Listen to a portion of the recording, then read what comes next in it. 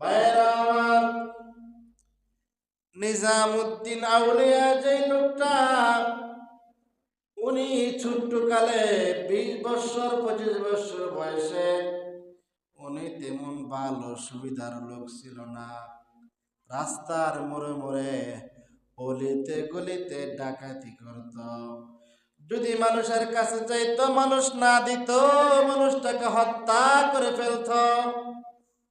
নিজামুদ্দিন আউলিয়া রহমাতুল্লাহি আলাইহির সুরলগ্নের জীবন যদি আমরা পড়ি তাহলে আর সহ্য হয়ে যায়। জীবনের শুরু লগ্নে তার হালত কি, জীবনের শেষ লগ্নে তার হালত কি। জীবনের শুরু লগ্নে উনি মানুষের সাথে তেমন ভালো ব্যবহার করে নাই। জীবনের শুরু লগ্নে আত্মীয় স্বজনের সাথে তেমন ভালো সম্পর্ক রাখে না।